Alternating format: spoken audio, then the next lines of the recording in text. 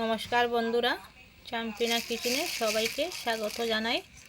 দেখো আজকে একটা বড় সাইজের একটা রৌ মাছ নিয়ে এসেছে। তো মাছটা আমি কেটে নেব। তো এবার আমি খুলছি মাছটা। দেখো অনেক বড় মাছটা, কিন্তু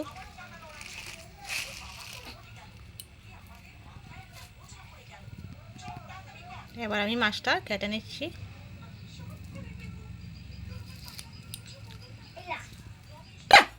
তো দেখো বন্ধুরা, আমি মাছটা কেটে নিয়েছি। এবার আমি হলুদ লবণ মাখিয়ে মাছটাকে ভেজে নেব। এদিকে কড়াইতে আমি তেল দিয়ে দিয়েছি। মাছটা মেখে আমি কড়াইতে দিয়ে দিব মাছ। দেখো মাছটা দিয়ে দিয়েছি, এবার আমি উল্টে দেবো।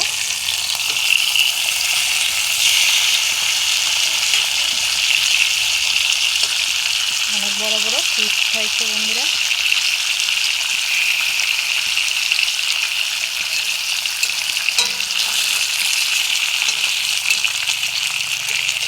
তো এইভাবে আমি সম্পূর্ণ মাছগুলো ভেজে তোমাদেরকে আমি দেখাবো। দেখো মাছগুলো আমি ভেজে নিয়েছি লাল লাল করে। আর এদিকে মাছের মাথাটাও আমি আস্তা রেখেছি, লাউ দিয়ে বানাবো অন্যদিন। দেখো আমি মাছের তেলগুলো বাছছি, খুব সুন্দর হয়েছে মাছের তেল। তো কে কে খেতে ভালোবাসো মাছের তেল আমাকে জানিও। গরম গরম ভাত দিয়ে খেতে কিন্তু অনেক ভালো। তো আমি এখানে কাঁচামরিচ আর পেঁয়াজ দিয়ে ভেজেছি।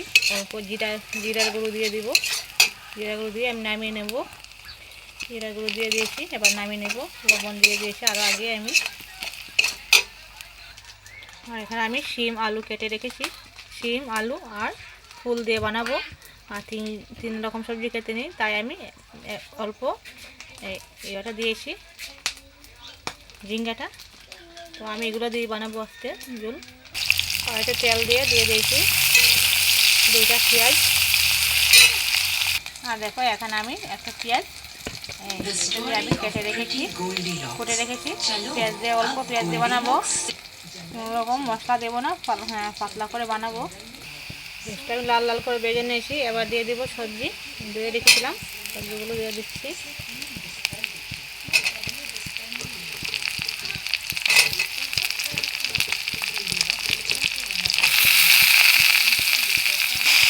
দিয়ে দিয়েছি লবণ।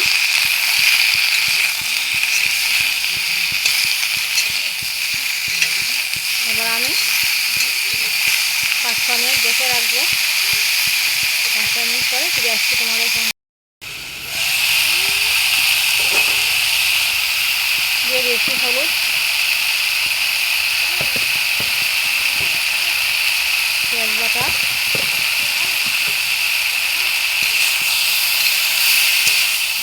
সবজিটা কিন্তু একদম মজে গিয়েছে, গলে গিয়েছে।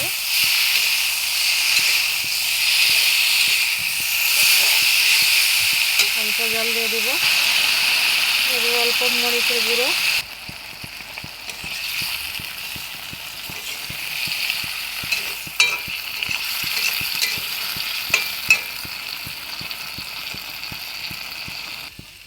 দিয়ে দিয়েছি জল ঝোলের জন্য।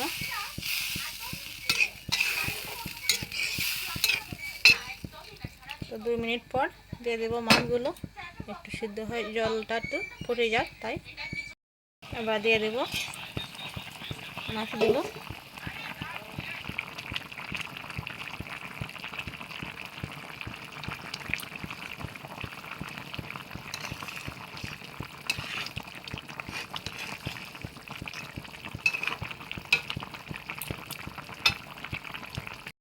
ঝোলটা হয়ে গেছে বন্ধুরা, এবার আমি নামিয়ে নেব। তরকারি জাল উঠছে, দেখো ঝোলটা একদম শুকনো হয়েছে।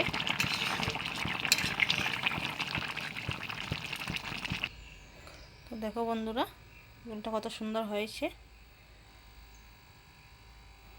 অনেক ভালো লাগছে দেখতে কিন্তু।